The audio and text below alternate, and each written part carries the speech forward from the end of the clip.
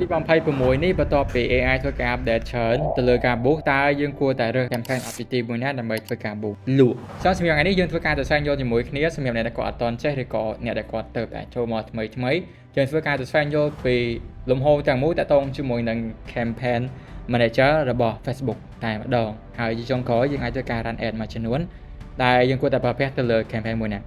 ចឹងកន្លែងនេះផងដែរមុនពេលដែលយើងធ្វើការ set up នៅ campaign យើងគួរតែស្វែងយល់អំពី campaign dashboard ឬក៏ campaign manager ជាមុនសិនហើយវីដេអូនេះគឺណែនាំពិសេសសម្រាប់អ្នកគាត់ទៅតែធ្វើការហ៊ាន run ad ដំបូងឬក៏សម្រាប់អ្នកគាត់អត់តន់ចេះសោះហើយសម្រាប់អ្នកគាត់ធ្លាប់ boost ធ្លាប់អីហើយកន្លែងនេះខ្ញុំជឿថាវាមិនមែនជារឿងអីថ្មីទេអាច skip វីដេអូមួយនេះបានចឹងសម្រាប់អ្នកគាត់ថ្មីហើយចង់ស្វែងយល់បន្ថែមពី ad manager ឬក៏ campaign manager តោះទៅមួយគ្នាចឹងដល់ពេលដែលយើងធ្វើការចូលមកដល់កន្លែង campaign manager នៅលើ browser នេះយើងប្រកាសជាឃើញនៅ dashboard មួយនេះហើយចឹងតើតើមកកន្លែងនេះយើងអាចមើលទៅលើ dashboard ខាងលើមុនសិនដែលយើងចូលមកដំបូងយើងឃើញតើតើមួយ campaign ដែលកន្លែងនេះគឺមានតើតើជាមួយនឹង ad account ឬក៏កន្លែងពាណិជ្ជកម្មដែលយើងធ្វើការប្រើដែលវាអាចមានច្រើនដែលមានទាំង BM ad account និង personal account ពេលកន្លែងនេះតើបើសិនជាក្នុងការប្រើប្រាស់បើសិនជាអ្នកនរគ្នាប្រើប្រាស់នៅ page តែមួយទេអាចប្រើទាំង personal account គឺជា account Facebook ដែលយើងលេងហ្នឹងដល់ពេលដែលយើងបង្កើតមកវាមាននៅ personal account មួយវាមាននៅ ad account មួយដែលយើងអាចធ្វើការប្រើប្រាស់វា shortcut ហើយយកទៅ book អាហ្នឹងផ្សេងហើយមួយទៀតសម្រាប់យើង scroll ធម្មតាហ្នឹងដល់ពេលដែលយើងបង្កើត Facebook មួយវាមានពីរអ្នកអង្គប្អូនហ្នឹងគឺវាជាប់គ្នាហើយស្រាប់យើងអត់ចាំបាច់ធ្វើអីច្រើនទេហើយរបស់មួយទៀតពីភាពដូចជាក្រុមហ៊ុនអញ្ចឹងគឺទៅលើ BM និងពីខ្ញុំទៅលក្ខខណ្ឌក្នុងការប្រើប្រាស់ស្រួលបើសិនជាយើងមាន page ច្រើនមាន ad account ច្រើនគឺយើងអាចធ្វើការប្រើប្រាស់ BM បានដោយយើងងាយស្រួលក្នុងការប្រើប្រាស់នៅ ad account ឬក៏ប្រើប្រាស់នៅ digital asset ជាច្រើននៅក្នុងកន្លែងតែមួយហើយបើទៅលើ performance ពីខ្ញុំទៅដោយសារខ្ញុំប្រើប្រាស់ ad account ច្រើនខ្ញុំប្រើ page ច្រើនហើយខ្ញុំធ្វើការ run ad ច្រើនពីខ្ញុំទៅលើការប្រើប្រាស់ BM ឬក៏ personal account បើសិនជាយើង run ជា product ធម្មតាខ្ញុំអត់សូវម៉ាញទេយើងអាចប្រើប្រាស់មួយណាក៏បានដែរទៅលើ performance ខ្ញុំឃើញថាវាប្រហែលគ្នាវាថាទៅលើ product និង video ដែលយើងផលិតឬក៏ creative ដែលយើងប្រើដូចគ្នាដែរអានេះពីខ្ញុំបើសិនជាបងប្អូនអ្នកគ្នាយល់លើអីផ្សេងអាចធ្វើការប្រើប្រាស់តាមការគោលទៅចឹងកន្លែងនេះក៏ជា opportunity score មួយដែល Facebook ធ្វើការដាក់ឲ្យយើងទេគ្រាន់ធ្វើការប៉ាន់ស្មានទៅលើ potential នៃ ad របស់យើងបើសិនជាយើងអាចធ្វើការ set up គ្រប់ចំណុចដែល Facebook ដាក់ហ្នឹង ad របស់យើងមានឱកាសក្នុងការ performance ល្អឬក៏ដើរល្អអញ្ចឹងទៅប៉ុន្តែមែនតើសូវអញ្ចឹងអត់ពីខ្ញុំទៅហើយនឹងបងផ្សេងទៀតដែលខ្ញុំស្គាល់គាត់ដែរចាប់អារម្មណ៍ហ្នឹងទេអត់សូវខ្វាយខ្វល់ទេអញ្ចឹងពីកន្លែងនេះ opportunity score អត់ចាំបាច់ខ្វល់ពេកក៏បានដែរមិនចាំបាច់ខ្វល់ក៏បានដែរនិយាយសួរយល់ចាមើលទៅលើ line នេះមួយទៀត update just now យើងអាចធ្វើការមើលទៅលើទិន្នន័យទាំងអស់នេះទិន្នន័យ real time ម៉ោងឥឡូវវិនាទីឥឡូវហ្នឹងលេខកន្លែងនេះ load ដល់ប៉ុណ្ណាហើយយើង refresh មួយមកលេខហ្នឹងវានឹង load ដែរព្រោះឲ្យវាខ្លះយើងអាចធ្វើការទុក ad ហ្នឹងចោលមកទៅអីចឹងទៅឬក៏នៅពេលដែលយើងបើកវិញ internet បើរឿង slow ដាច់ internet មក play អីចឹងទៅយើងចង់ដឹងលេខហ្នឹងវា load ដល់ណាយើងអាចធ្វើការ update just now នេះមួយបានហើយកន្លែងនេះគឺអត់មានអីទេគ្រាន់តែជា button review in public បើសិនជាយើងធ្វើការ boost ទៅ 3 4 5វីដេអូយើង boost ម្ដង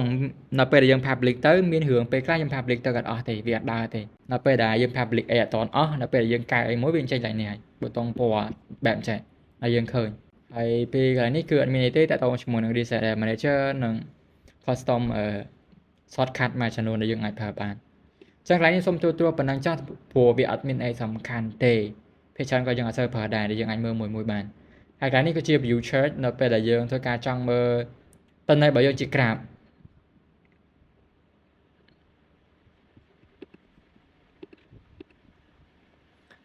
មើលណែបើយើងជា graph អីមួយចឹងទៅកន្លែងនេះនៅ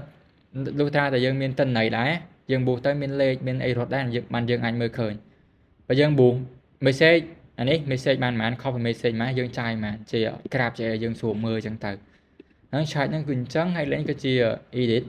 យើងចង់ធ្វើការកែទៅលើអីផ្សេងយើងអាចធ្វើការចុចមើលឡើងហ្នឹងបានហើយនឹងកន្លែងមួយទៀតតទៅជាមួយនឹង history តើទៅលើ campaign មួយឬក៏ការ boost របស់យើងហ្នឹងយើងអាចធ្វើការកែប្រែខ្លះដូចជាការកែឈ្មោះកែទឹកលុយកែអីផ្សេងហ្នឹងយើងអាចទៅមើលវិញបានហើយបើសិនជាយើងកាន់ ad account នឹងច្រើនគ្នាយើងដឹងហើយថាណាគេអ្នកកែឈ្មោះកែលុយឬក៏បិទ back ad ហ្នឹងយើងអាចមើលបានកុំឲ្យចោតគ្នាមើលមកតើណាគេកែហើយចង់មើលពីថ្ងៃណាដល់ថ្ងៃណាយើងអាចមើលដឹងអូខេពីកន្លែងនេះមានប៉ុណ្ណឹងទេហើយយើងមើលពីប៊ូតុងកន្លែងនេះវិញតើតងមួយកន្លែងនេះយើងអាចធ្វើការមើល all ad all campaign ដែលយើងបានធ្វើការបង្កើតហ្នឹងបើសិនយើងមាន100 campaign 1000 campaign ដែលយើងបង្កើតយើងដាក់ all ad មកយើងឃើញទាំងអស់ទាំងអាបិទទាំងអាបើកក៏យើងមើលឃើញទាំងអស់ ហើយកន្លែង active នេះយើងចង់មើលតែ ad ណាដែលយើងកំពុង run ហើយវាដើរ active ទេមានតែកំពុងដើរកំពុងស៊ីលុយណាហើយកន្លែងនេះយើងអាចធ្វើការមើលតា ad មួយណាដែលយើងធ្លាប់បានធ្វើការ set up ហើយវាដំណើរការល្អអត់ reject ព្រោះ ad ខ្លះ campaign ខ្លះដល់ពេលយើងបង្កើតហើយមិនប្រកាសថាយើង public បានហើយមិនប្រកាសថាវាដើរទេអញ្ចឹងយើងចង់ដើរមើលអាណាដែលដើរយើងចុចមើលអានេះទៅតែនឹងរាប់ទាំងអស់ទាំងអាបិទទាំងអាបើកក៏វារាប់ដែរអាណាដែលធ្លាប់បានធ្វើការ delivery ហើយនេះគឺជា action មើលទៅលើសកម្មភាពនៃ ad របស់យើងហ្នឹងតើកំពុងតែមានបញ្ហាអីអត់មាន error មានអីដែរអត់ទៅលើ action នេះអាចធ្វើការមើលឃើញហើយកន្លែងនេះមានបន្ថែមទៀតដែលយើងអាចធ្វើការមើលឃើញបន្ថែមហើយយើងចង់មើលអីយើងអាច create នៅ view ដើម្បីមើលទៀតបានអូខេអញ្ចឹងចូលដល់មួយទៀតតើតោងជាមួយនឹង campaign level ទៅលើការ book ក្នុង ad manager វាមាន3ឋានៈមិនថាយើងធ្វើការ set up នៅក្នុង book ផ្លូវមុខផ្លូវក្រោយក៏ដោយ campaign របស់យើងគឺមាន3 level ហ្នឹង level ទី1គឺដែល level ទី1យើងហៅថា campaign level ជាកន្លែងដែលយើងធ្វើការកំណត់នៅ objective នៃការផ្សព្វផ្សាយឬក៏គោលបំណងនៃការផ្សព្វផ្សាយរបស់យើងតែយើងចង់បានអីយើងកំណត់នៅកន្លែង campaign ហើយកន្លែង asset គឺជាកន្លែងដែលយើងធ្វើការកំណត់នៅកន្លែងណាដែលយើងចង់ ad របស់យើងឃើញកំណត់នៅថ្ងៃបញ្ចប់ថ្ងៃចាប់ផ្ដើមអីផ្សេងៗអញ្ចឹងទៅនឹង audience ប្រភេទ audience ហើយកន្លែងនេះគឺជា ad level កន្លែងដែលយើងធ្វើការដាក់នៅ ad creative ទៅលើ content ទៅលើ video ឬក៏ poster ដែលយើងចង់ធ្វើការយកទៅផ្សព្វផ្សាយឲ្យគេឃើញហ្នឹងឯងអូខេអញ្ចឹងកន្លែងនេះទូទៅប៉ុណ្ណឹងយើងចូលដល់សាកបង្កើត campaign មួយ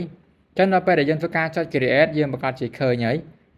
ខាងលើមានតកតងជាមួយនឹង buying tab ហើយនេះគឺជា campaign objective ដែលយើងអាចធ្វើការរើសនៅគោលបំណងនៃការផ្សព្វផ្សាយរបស់យើងបានតែយើងចង់បានអីប្រាប់ទៅកាន់ Facebook ឲ្យច្បាស់ដើម្បីគេសិក្សាហើយទៅរកអីដែលដូចដែលយើងចង់បានអូខេដើម្បីគេយល់ពីអីដែលយើងចង់បានដើម្បីគេអាចធ្វើការហុញ ad របស់យើងទៅកាន់ក្រុមមនុស្សដែលតំណងជាអាចធ្វើការ response ទៅលើ ad របស់យើងអញ្ចឹងពីកន្លែងនេះទៅលើ buying tab គឺជាប្រភេទនៃការទិញពាណិជ្ជកម្មតែយើងទិញពាណិជ្ជកម្មប្រភេទណាកន្លែងនេះគឺមាន2មានប្រភេទ auction និង reservation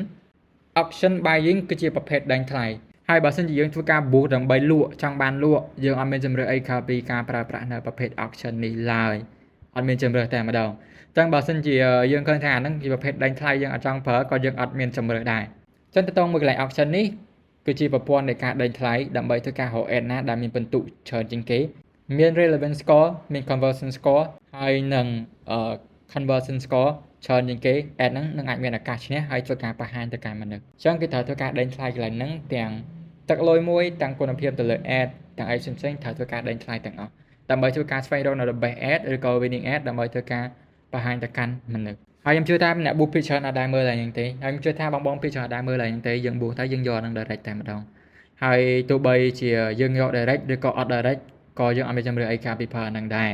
ព្រោះបើសិនយើងចង់ book លក់បើចង់បាន message អត់មានជំរឿតែម្ដងការពីប្រើ auction ប៉ុន្តែក្នុងករណីដែលយើងចង់ធ្វើការ book ដើម្បី build brand awareness ហើយយើងចង់ទិញពាណិជ្ជកម្មនឹងទុកទិញនៅលទ្ធផលទុកមុនណាយើងអាចធ្វើការប្រើទៅលើ reservation បានប៉ុន្តែនៅពេលដែលយើងប្រើប្រភេទ buying reservation យើងមាន campaign objective ទៅ2ទេទី1គឺ awareness ដើម្បី book ឲ្យគេចងចាំពី brand របស់យើងឲ្យគេឃើញច្រើនបំផុតតាមដែលអាចធ្វើទៅបានហើយចំណាយលុយតិចបំផុតដែលយើងអាចធ្វើការ book ទៅលើ awareness មានតែ book យក reach book យក brand awareness ឲ្យគេចងចាំពី brand និង book យក video view ទេ book យក through play book យក 2 second view ហ្នឹងអត់អាច book sale បានទេហើយទៅលើ engagement book បានតែ video view ទេអត់អាច book ទៅលើ engagement book យក message អីកើតទេ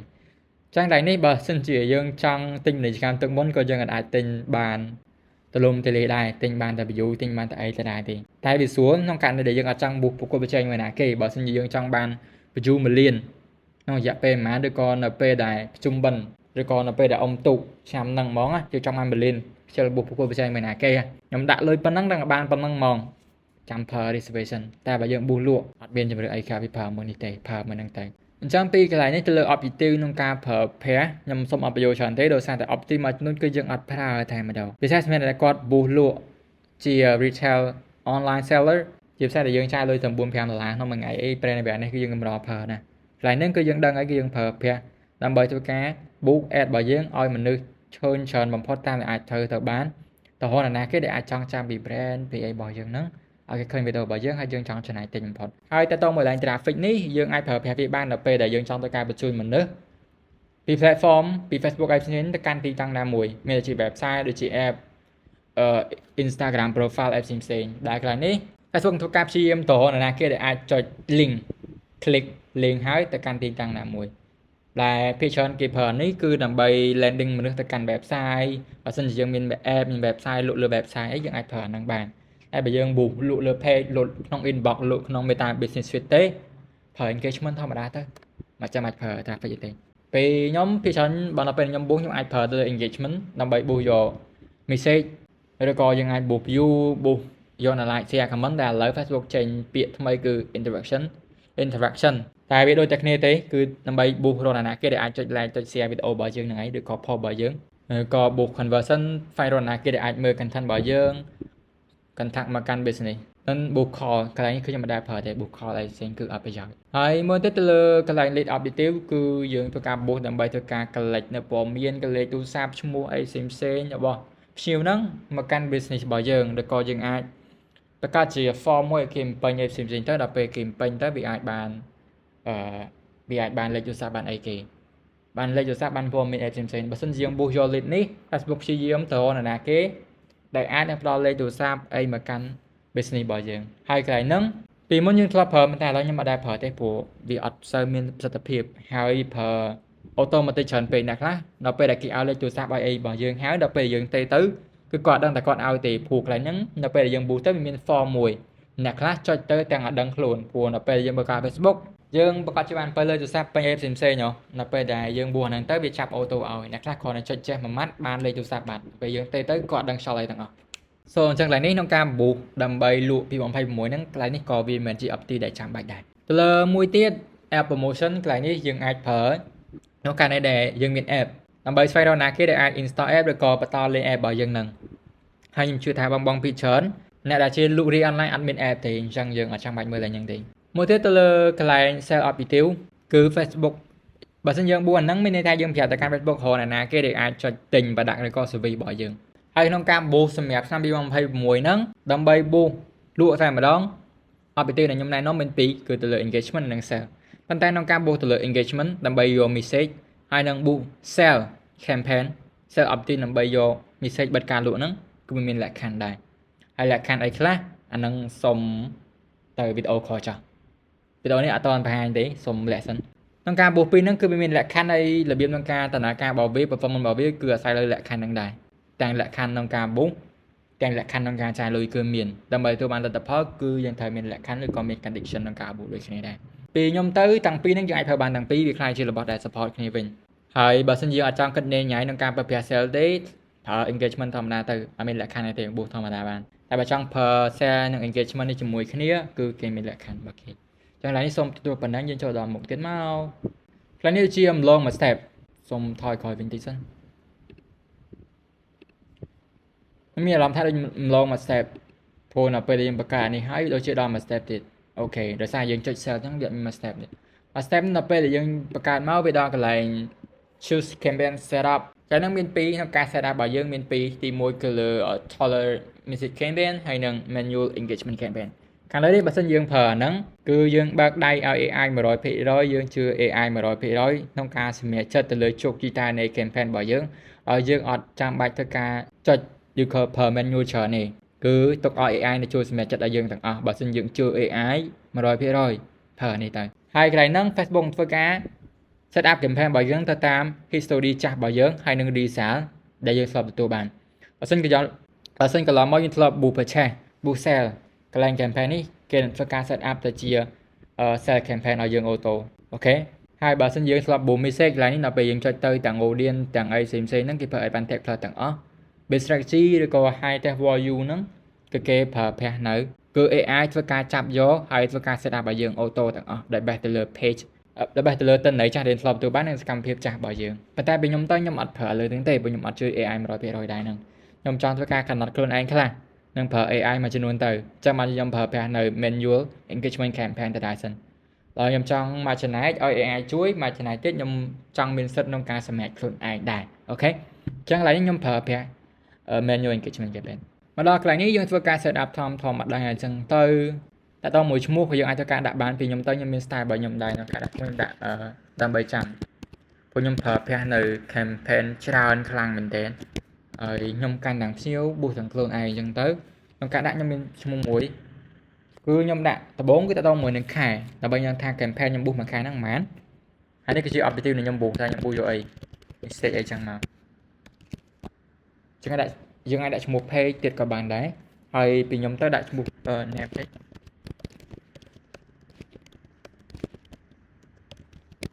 date ហើយនេះគឺដាក់ date ពីខ្ញុំមានប៉ុណ្ណឹងហើយបើសិនជាយើងចង់ធ្វើការបន្ថែមនៅ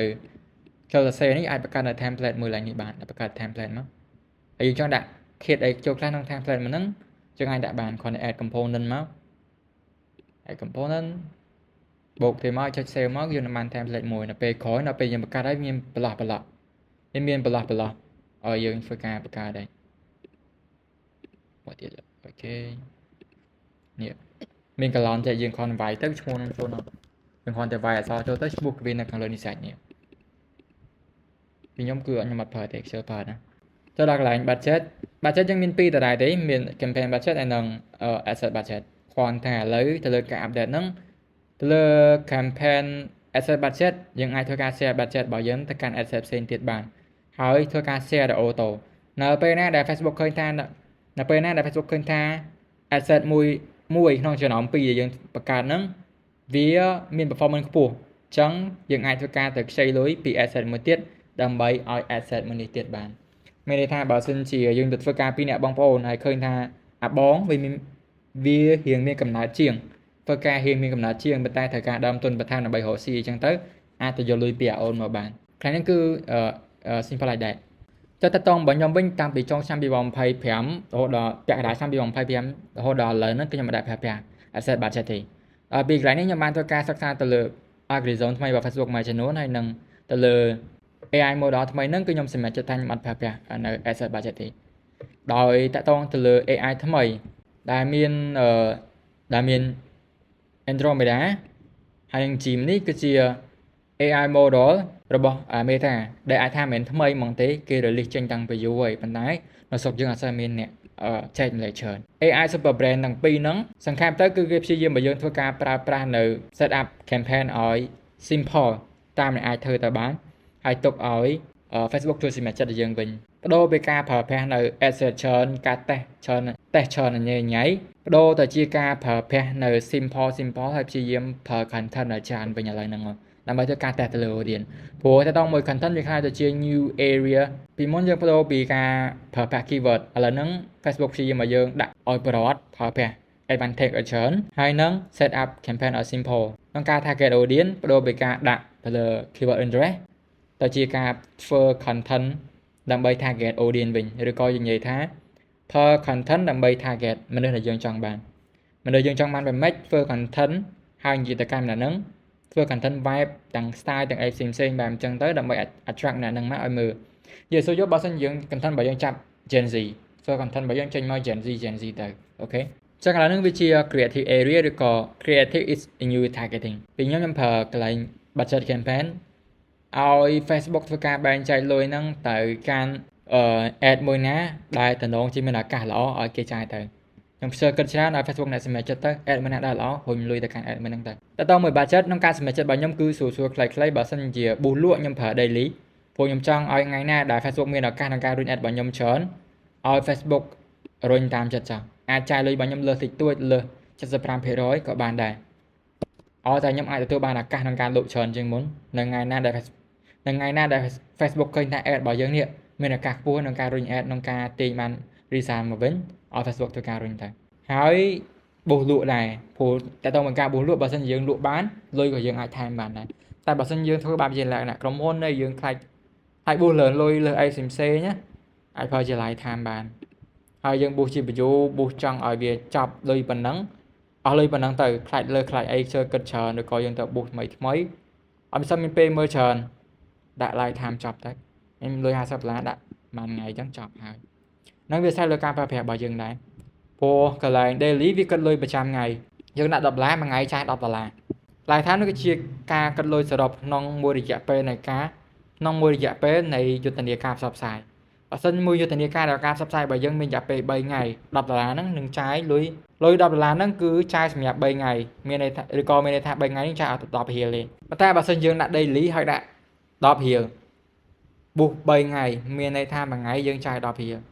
ញ្ចឹងប៊ូស3ថ្ងៃអស់30ឬក៏20រៀលជាងតាមទៅលើ performance ad របស់យើងដែរអញ្ចឹងឡើយនេះគេចាយ daily យកចំនួនថ្ងៃគុណមួយទឹកលុយដែលយើងដាក់ទៅឃើញហើយយើងចង់ចាយមួយថ្ងៃអូខេតើតើមួយ campaign bid strategy នេះបើសិនយើងបួសលក់ផលទៅ high test volume ទៅបានហើយយើងប្រើអាហ្នឹងដើម្បីធ្វើការដេញថ្លៃដើម្បីទទួលបាននៅចំនួន result ច្រើនបំផុតតាមដែលអាចធ្វើទៅបានជាមួយនឹង budget ដែលយើងមាន result ជាចំនួនហើយបើសិនជាយើងបួសលក់ចង់បាន message បួសអីផ្សេងៗទេកន្លែង campaign bid strategy នេះអាចចាំបាច់មើលក៏បានដែរព្រោះវា select high test volume ឲ្យយើង auto ហើយកន្លែង budget schedule ខ្ញុំមិនដែរប្រើតែម្ដងកម្រប្រើខ្លាំងណាស់ខ្ញុំ set up auto ទាំងអស់ AB testing ក៏ខ្ញុំអត់ប្រើដែរព្រោះឥឡូវខ្ញុំមានក្បួនការ testing ផ្សេងនៅការប្រើ AB testing នេះក៏យើងធ្វើការ test ទៅលើគុណភាពនៃ creative របស់យើងដើម្បីដឹងថាមុនពេលដែលយើងចាយលុយទៅលើ creative ហ្នឹងយើងចង់ដឹងសិនថាវាមានសមត្ថភាពគ្រប់គ្រាន់ដែលយើងគួរតែសមចាយលុយនឹងអត់បានគេប្រើប្រាស់នៅ AB testing ហ្នឹង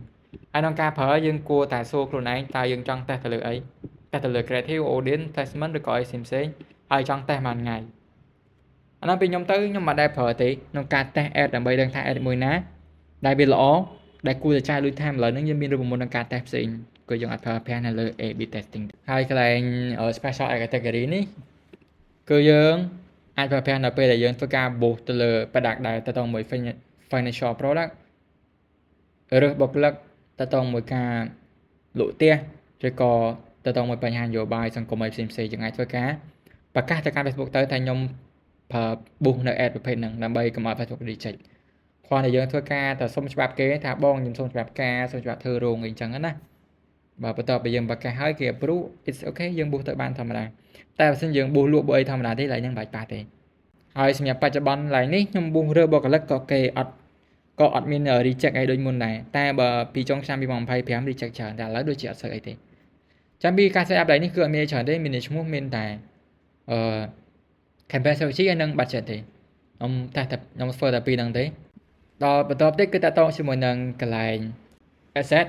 តែដល់ asset នេះគឺមានកន្លែង asset name ដូចគ្នាយើងអាចធ្វើការដាក់ឈ្មោះបានមកដល់កន្លែង conversion location នេះគឺជាកន្លែងទីតាំងដែលយើងចង់ធ្វើការបញ្ជូនមនុស្សហ្នឹងទៅកាន់ទីណាបន្ទាប់ពីគេមើល ad របស់យើងបន្ទាប់ពីគេឃើញ ad របស់យើងហើយតែយើងចង់បញ្ជូនម្នាក់ហ្នឹងទៅកាន់ទីណាដើម្បីធ្វើការជជែកជាមួយនឹងយើងនិយាយសួរយល់ទៅគឺបែបអញ្ចឹងបើសិនយើង boost message យើងចុចខាងកន្លែង message destination នេះមកមានន័យថាបន្ទាប់ពីគេឃើញ ad របស់យើងហើយយើងធ្វើការបញ្ជូនគេទៅកាន់ inbox ចូលទៅកាន់ Messenger WhatsApp Instagram អីទៅដើម្បីធ្វើការជជែកគ្នាអូខេបើសិនយើងរើសយក on your ad មានន័យថាគឺយើងចង់ឲ្យមនុស្សហ្នឹងចង់ទទួលបានមនុស្សដែលអាចទាំង like share comment post របស់យើង get people to interact with your post or even or to watch video ឡើយនេះយើងប្រើប្រាស់នៅពេលដែលយើងចង់ធ្វើការ boost video view boost point engagement boost interaction ហ្នឹង boost event response ឬក៏ event reminder set យើងអាចប្រើប្រាស់ on your ad តែបើយើងប្រើ call យើងអាច boost រកនរណាគេដែលអាច call បានប៉ុន្តែឡើយខ្ញុំមិនដែលប្រើសោះតែម្ដង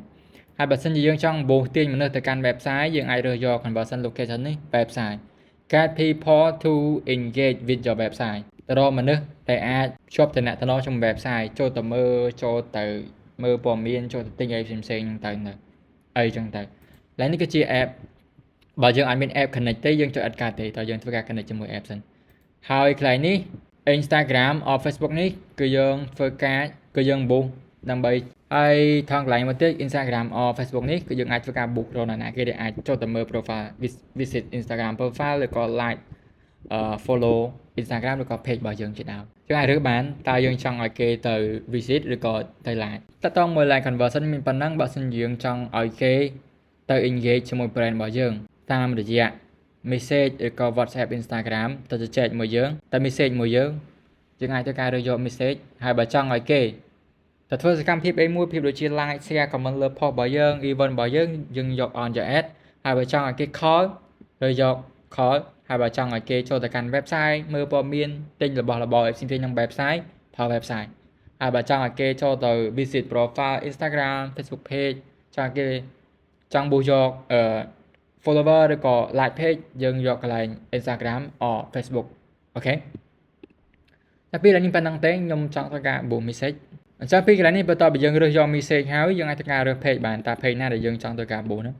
ហើយចំណុចសំខាន់មួយទៀតដែលបន្ទាប់ពីយើងធ្វើការ boost message ហើយគឺទៅលើ performance goal យើង boost message ដឹងថា message ហើយប៉ុន្តែលទ្ធផលដែលចង់បាន performance goal ដែលយើងចង់បានជាអីកន្លែងនេះគឺអត់មានចឹងកន្លែងនេះបងប្អូនមួយចំនួនប្រហែលជាឃើញច្រើនមានអាចតតងជាមួយនឹង maximum number of conversation maximum number of conversation volume ឬក៏ purchase ឯផ្សេងមានច្រើន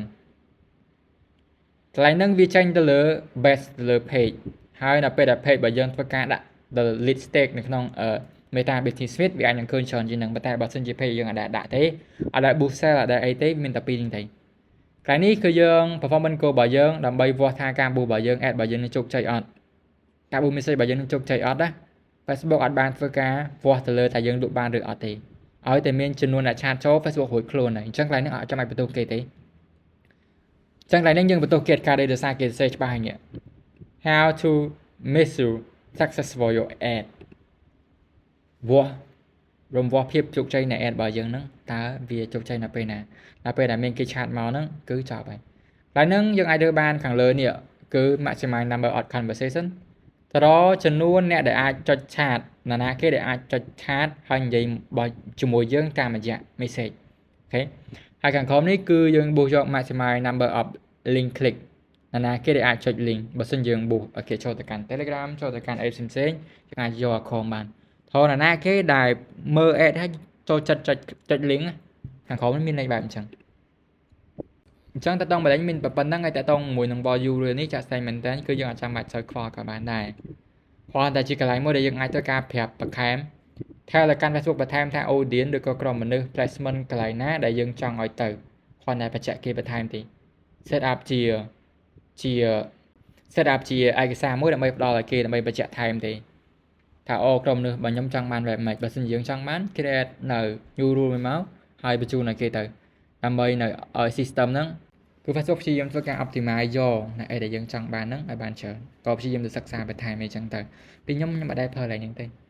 ពីខ្ញុំអត់ដែរប្រើឡើងហ្នឹងទេបើ you rule ហ្នឹងគឺខ្ញុំដាក់ធម្មតាហើយចូលដល់មួយទៀតតទៅជាមួយនឹង budget and schedule គឺជាកន្លែងនេះធ្វើការដាក់លុយនឹងឯងពីមុនខ្ញុំស្ដាប់ធ្វើការប្រើប្រាស់ឡើងនេះទៅលើ asset spending limit នៅពេលដែលយើងធ្វើការប្រើប្រាស់នៅ asset 2ហើយយើងដាក់លុយថងកន្លែង campaign យើងចង់ឲ្យ asset ទាំងអស់ហ្នឹងចាយលុយនៅចំនួនណាមួយស្មើគ្នាសិនចាំបើកសិនដល់ Facebook យកលុយដែលនៅសល់ជះទៅលើ asset ដែលវាអាចនឹងដំណើរការខ្ពស់ពីមុនឧទាហរណ៍ថាខ្ញុំមាន asset 2ខ្ញុំដាក់10រៀលអញ្ចឹងខ្ញុំចង់ឲ្យ asset ទាំងពីរហ្នឹងចាយលុយអស់2រៀលសិនហើយលុយដែលនៅសល់ទៅក៏ Facebook អ្នកចាត់ការទៅថា asset មួយណាដែលដើរល្អជាងយកលុយនេះទៅចាយទៅគឺខ្ញុំចង់ឲ្យពីអ្នក asset ហ្នឹងមានលទ្ធភាពក្នុងការចាយស្មើគ្នាសិនដើម្បីតេស្តថាអូដើម្បីមុនពេលដែល Facebook សម្រាប់ចិត្តថារុញទៅកាន់ asset មួយណាផ្សេងទៀតពីកន្លែងនេះឥឡូវដោយសារខ្ញុំមិនដែលប្រើប្រាស់ទៅលើ asset 2ទេអញ្ចឹងកន្លែងនេះខ្ញុំមិនដែលធ្វើការប្រើសោះតាមយ៉ាងហើយតែតជាមួយនឹង schedule នេះយើងអាចធ្វើការកំណត់នៅ end date និង start date គឺជាថ្ងៃដែលយើងចាប់ផ្ដើមធ្វើការ boost end date គឺជាថ្ងៃដែលយើងចង់ឲ្យពាណិជ្ជកម្មរបស់យើងបញ្ចប់តែត1ម៉ោងបើសិនជាយើងធ្វើការប្រើប្រាស់ទៅលើ live time យើងចង់កំណត់មុនក្រោយគ្នាក៏បានដែរប៉ុន្តែបើសិនជាយើងកំណត់ជា daily budget តែដល់1ម៉ោងទាំងម៉ោងទាំងនាទីយើងត្រូវធ្វើការកំណត់ឲ្យចាប់ផ្ដើមនិងម៉ោងបញ្ចប់ឲ្យដូចគ្នាមកបើសិនយើងកំណត់លើសខ្វះគ្នាទឹកលុយនឹងការកាត់គឺគេកាត់តាមថ្ងៃលើសខ្វះតាមហ្នឹងតែតមួយនឹងដល់ឡើងមួយទៀត audience control តែនេះពីខ្ញុំធ្វើការបដូរដាក់ទីតាំងទេយើងអាចធ្វើការដាក់ទីតាំងបានទីតាំងណាដែលយើងចង់បូកឧទាហរណ៍ថានៅស្រុកខ្មែរឬក៏នៅពេញយើងអាចវាយទីតាំងហ្នឹងបានហើយទីតាំងណាដែលយើងអត់ចង់បានយើងខ្វែងចេញទៅអូខេហើយមានតែប៉ុណ្្នឹងទេពីមុនទៅលើការ save audience save អីផ្សេងហ្នឹងយើងអាចមានបានបើសិនយើងសេរីហើយឡើយនេះយើងចង់ save អាហ្នឹងទុកយើងអត់ចង់ប្រើប្រាស់យើងអត់ចង់សេរីនៅពេលក្រោយចុច save នេះមកហើយនៅពេលដែលយើងមកលើក្រោយយើងគ្រាន់ធ្វើការរកកន្លែង save នេះទៅវាមានស្រាប់យើងគ្រាន់ចុចមកហើយយើងធ្លាប់ set កន្លងមុនគឺមានស្រាប់តែដោយសារតែឥឡូវហ្នឹងទៅលើ keyword target interest ខ្ញុំមិនដែរដាក់ទេព្រោះយើងប្រើទៅលើ AI ច្រើនប្រើ advantage ខ្ញុំដាក់តែទីតាំងមួយទេដូច Cambodia ហ្នឹង boost ទៅលើ Cambodia ទាំងមួយទៅទីតាំងចិនខ្ញុំលុបចោលទៅហើយទៅលើអាយុអីខ្ញុំអត់ដែរដាក់ដែរអីក៏អត់ដែរដាក់ដែរ អ្វីក៏ចាំមិនដែរព្រោះឥឡូវគឺយើងព្យាយាមប្រើប្រອບឲ្យច្រើនវិញ language ក៏អត់ដែរតតមួយនឹង advantage audience ពីមុនយើងអាចធ្វើការសេរីកន្លែងនេះកន្លែងអីផ្សេងៗទៅលើកន្លែងហ្នឹងតតមួយ gender ខ្ញុំអាចវាអាស្រ័យទៅលើរឿងមួយចំនួនទី1ទៅលើ history របស់បងប្អូនបើសិនជា history របស់យើងធ្លាប់ដាក់តែ page ណាមួយ specific ហើយទៅលើ product របស់យើងវា specific ដែរអាច set បានណាអាស្រ័យទៅលើ history ចាស់របស់យើងណាតែបើពីខ្ញុំទៅលើការ set up ហ្នឹង Facebook គឺព្យាយាមទៅហកមនុស្សដែលត្រូវជាមួយនឹង ad របស់យើងឲ្យស្រាប់ហើយសំខាន់ក្នុង content របស់យើងនិយាយច្បាស់ថាយើងចង់បានណាគេបន្ទាប់ពី Facebook learning ចប់ហើយ AI learning ចប់ដឹងហើយថា content ហ្នឹងរុញទៅការមនុស្សមួយណាហើយក្រុមនៅប្រភេទណាដែលគួរតែឃើញ ad មួយហ្នឹងផុសឬក៏ស្អីចាប់ពីអាយុប្រមាណទៅប្រមាណព្រោះ Facebook ព្យាយាមធ្វើការរុញ ad របស់យើងទៅកាន់តែក្រុមមនុស្សណាដែលមានសក្តានុពលឬក៏ potential ខ្លាំងទេហើយតើតមួយdetail targeting ក៏ Facebook ចេញច្បាស់ដែរថាព្យាយាមប្រើតិចបំផុតតាមដែលអាចធ្វើទៅបានដែលកន្លែងនេះពីមុនយើងអាចធ្វើការដាក់ keyword ឲ្យច្រើនក្រុមមនុស្សណាដែលយើងចង់បានប្រភេទឧទាហរណ៍ថាយើងលក់ skin care យើងវាយ beauty អញ្ចឹងទៅដាក់ beauty មកដើម្បីឲ្យ Facebook ទៅរកក្រុមមនុស្សក្នុងប្រភេទហ្នឹងដើម្បីឲ្យឃើញ ad របស់យើងតែឥឡូវហ្នឹងពីខ្ញុំទៅខ្ញុំមិនដែលប្រើទៅលើ target ហ្នឹងទេដោយសារយើងប្រើប្រាស់ទៅលើ content មួយតង់ហើយយើងធ្វើការ feedback ទៅកាន់ Facebook មួយតង់ទៀតដោយធ្វើការប្រើប្រាស់ tool នៅក្នុង Meta Business Suite ចឹងឥឡូវហ្នឹងក្នុងការដាក់ keyword អីគឺយើងអត់ចាំបាច់ប្រើទេបើដាក់តែមួយឬក៏ពីរបានតែយើងច្រើនបំផុតព្រោះ Facebook អត់ recommend ឲ្យយើងប្រើទេសម្រាប់មួយទៀតតទៅមួយនឹង ad transparency នេះគឺយើងអាចធ្វើការ declare ឬក៏ប្រាប់ទៅកាន់ audience man ថាអ្នកដែលទទួលផលពីការផ្សាយពាណិជ្ជកម្មហ្នឹងគឺជាណាគេតែនេះយើងចង់ដាក់ក៏បានអត់ក៏បានដែរគ្រាន់តែប្រាប់ថាអូការបួសមួយហ្នឹងបន្ទាប់ពីបង message ទៅវានឹងចូលទៅកាន់ page របស់ម្នាក់នេះបងប្រុសមួយនេះអីចឹងទៅកាន់ក្រុមហ៊ុនមួយនេះហើយប្រាប់ចឹងទេវាអត់មានអីជាចំណុចដែលពិសេសទេគ្រាន់តែ transparency ឲ្យច្បាស់ថាអ្នកដែលនៅពីក្រោយ ad មួយហ្នឹងអ្នកដែលទទួលបានផលពីការផ្សាយពាណិជ្ជកម្មមួយហ្នឹងបើសិនយើងអ្នកដែលបានផលពីការផ្សាយពាណិជ្ជកម្មមួយហ្នឹងជាអ្នកណាគេទេហើយកន្លែងនេះជា optional ទេយើងដាក់មានន័យថាយើងដាក់ក៏បានអត់ក៏បានចូលដល់ឡើងមួយទៀតតទៅជាមួយនឹង placement ទីតាំងដែល ad របស់យើងធ្វើការបង្ហាញនេះ choose via your ad to show to appear based on meta technology meta technology មានទៅតទៅជាមួយនឹងចូលដល់ឡើងមួយទៀតតទៅជាមួយនឹង placement ទីតាំងដែល ad របស់យើងធ្វើការបង្ហាញតែ ad របស់យើងដែលយើង boost ទៅនឹងធ្វើការដាក់បង្ហាញទីតាំងដាក់តាំងបង្ហាញនៅកន្លែងណាដើម្បីឲ្យមនុស្សមើលឃើញតែឥឡូវនេះវាអាចមានបើនៅលើ Facebook មាននៅក្នុង story យើងមើល story អីទៅឃើញ ad ក្នុងហ្នឹងដែរយើងមើលវីដេអូយើង scroll លើ feed TikTok ឃើញ ad ហ្នឹងអាហ្នឹងគឺជាទីតាំង placement នៃ ad របស់យើងធ្វើការបង្ហាញហើយពីកន្លែងនេះអាចធ្វើការប្រើប្រាស់នៅ advantage មានន័យថាយើងឲ្យ Facebook អ្នកសម្រេចចិត្តឲ្យ system របស់ Facebook អ្នកសម្រេចចិត្តទៅទីតាំងណាដែល potential ដែលអាចនឹងទទួលបាននៅ result ច្រើនអាចទទួលបាននៅឱកាសដែលមនុស្សអាចនឹង take action ទៅលើ ad របស់យើងខ្ពស់បំផុតណា Facebook ធ្វើការព្យាយាមបង្ហាញឲ្យ Facebook អ្នកសម្រេចចិត្តប៉ុន្តែបើសិនជាយើងចង់សម្រេចចិត្តខ្លួនឯងយើងរើសយក link manual យើងអ្នកសម្រេចចិត្តទីតាំងណាដែលយើងចង់ឲ្យបង្ហាញទីតាំងណាដែលយើងអត់ចង់ឲ្យបង្ហាញយើងអ្នករើសខ្លួនឯងប៉ុន្តែពីជុំខ្ញុំប្រើប្រាស់ advantage ឲ្យ Facebook អ្នកសម្រេចចិត្តទៅទីតាំងណាដែល effective ដែលមក effective ជាងគេអាចនឹងទទួលបានផលច្រើនជាងគេឲ្យ Facebook អ្នកសម្រេចចិត្តទៅខ្ញុំជឿក្បាលរឿងហ្នឹងណាទៅលើ link ក្រុមនេះ Facebook ទៅលើ link ក្រុមនេះយើងអត់សូវដែលប្រើប្រាស់ទេតែវាគឺជា brand safety និង stability ដែលកន្លែងយើងធ្វើការដាក់ឬក៏ប្រកាសរឿងមួយចំនួនដូចជាអត់ចង់ឲ្យ ad របស់យើងបង្ហាញទៅលើ page មួយចំនួនអត់ចង់ឲ្យ ad របស់យើងបង្ហាញទៅលើប្រភេទនៃ content មួយចំនួនដែលយើងអត់ចូលចិត្តអីចឹងទៅយើងអាចធ្វើការបង្ហាញដូចហ្នឹងបានគ្រាន់ជាការ declare មួយដើម្បីប្រាប់ទៅកាន់ Facebook បើមិនយើងស្អប់ creator ណាមួយក្នុងស្រុករបស់យើងដាក់ block list មួយថាកុំឲ្យ ad របស់ខ្ញុំបង្ហាញទៅលើpage ពេលនេះឬក៏ប្រភេទ content នេះអីចឹងទៅកន្លែងហ្នឹងយើងអាចធ្វើការប្រើប្រាស់អញ្ចឹងប៉ុន្តែពីចាស់ស្ដែងខ្ញុំមិនដែលប្រើកន្លែងហ្នឹងទេវាគ្រាន់តែជាចំណុចមួយហើយក៏វាជា option ដែរ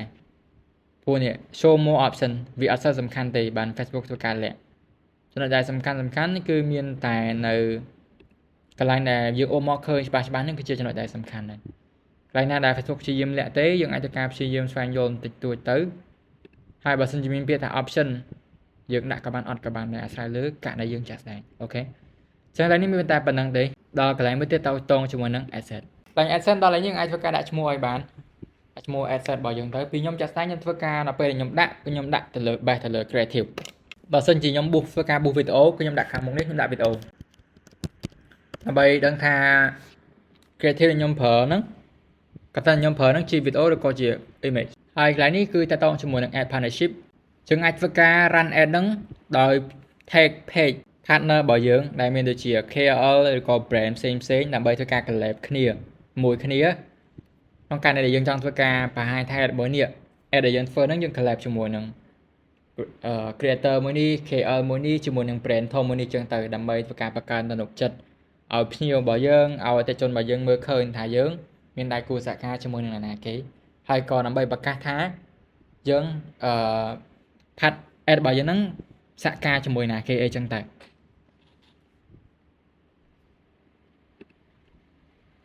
ខ្លះហ្នឹងខ្ញុំធ្លាប់ឃើញទៅលើបងប៊ុនផាកក៏ធ្លាប់ប្រើគាត់ប៊ូស page ប៊ុនផាកជាមួយនឹង Virit ដល់ពេលដែលយើងចុចទៅគឺយើងនឹងអាចធ្វើការមើលឃើញថា ad មួយហ្នឹង collab ជាមួយណាគេហើយ boost ទៅគឺចេញ profile ឡើងពី page ហ្នឹងមកតែក្នុងការដែលយើងធ្វើការ build ទំនុកចិត្ត build អីផ្សេងៗហ្នឹងយើងអាចធ្វើការប្រើហ្នឹងបានដល់ពេលដែល brand យើងថ្មីយើងចង់យកcredit របស់ក្រុមហ៊ុនផ្សេងឬក៏ creator ផ្សេងដើម្បីbrand របស់យើងថ្មីដើម្បីឲ្យគេទុកចិត្តយើងអាចធ្វើការប្រើប្រាស់នៅ partnership ad ហ្នឹងបានក្នុងការធ្វើគឺមានរឿងហើយវែងឆ្ងាយបងប្អូនអ្នកគ្នាអាចធ្វើការទៅ search លើ Facebook search លើ YouTube បន្ថែមបានរបៀបក្នុងការធ្វើតែតោះមកវីដេអូនេះគឺខ្ញុំសូមអត់បង្ហាញទេលើបន្តិចតោះដល់ឡើងមកទៀតលើ identify កន្លែងនេះបើសិនយើងរើស page ពីខាងមុខកន្លែងនេះហើយដល់កន្លែងនេះយើងឃើញតែ profile page របស់យើងទេហើយកន្លែងនេះគឺជា Instagram យើងចង់ធ្វើការ connect book ហ្នឹងជាមួយនឹង Instagram profile របស់យើងដែរអត់អាចធ្វើការភ្ជាប់ផ្សេងទៀតបានមាន WhatsApp មានអីផ្សេងៗយ៉ាងទៅនៅពេលដែលយើងមានហើយកន្លែងនេះគឺជា ad setup តែយើងចង់ធ្វើការ book ad របស់យើងហ្នឹង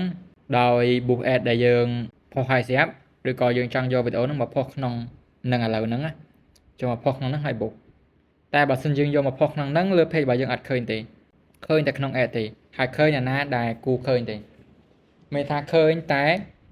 អ្នកណាដែលយើង target ad ទេអ្នកណាដែលទៅ scroll លើ page របស់យើងគឺមើលអត់ឃើញទេពីឡើយនេះទៅខ្ញុំមិនដែលប្រើនេះទេព្រោះខ្ញុំផុសសិនព្រោះមាន like share comment ខ្លះទៅហើយតាក់ទងមួយនឹងវីដេអូរបស់ខ្ញុំហ្នឹងក៏ខ្ញុំអត់ចង់លាក់ក៏វាអត់មានចាំបាច់អីត្រូវលាក់ឲ្យគេមើលអត់ឃើញណាវីដេអូរបស់ខ្ញុំគឺគេអាចមើលបានទាំងអស់ចឹងទៅខ្ញុំយកតែយក existing point នេះទេយក existing point នេះគឺផុសយក point ដែលយើងផុសហើយយកមកបូហើយតែតោះជាមួយនឹងកន្លែង use creative mockup នេះមានន័យថាដូចយើងធ្វើការ design នៅ draft poster មួយតែ design រូបភាព ad ដែលយើងនឹងចេញណា ad របស់យើងនឹងចេញនឹងយើងចង់ឲ្យវាមានរូបរាងបែបម៉េច caption នៅកន្លែងណាប៊ូតុងនៅកន្លែងណាហើយ say caption អីខ្លះហើយកន្លែងហ្នឹងវាប្រើប្រាស់សម្រាប់ពេលច្រើនទៅលើអ្នកដែលគាត់បែបមានក្រុមហ៊ុនណាហើយចង់ឲ្យ ad របស់យើងហ្នឹងមានរូបរាងចេញទៅដូចអីដែលយើងចង់បានត្រូវការមេ approve សិនឲ្យមេ check មើលសិនដើម្បី boost ទៅ ad នឹងវាចេញបែបម៉េចគេដឹងសិនណាដើម្បីគេ approve លុយ approve អីផ្សេងៗចឹងទៅគេអាចប្រើប្រាស់នៅ creative mockup នេះបាន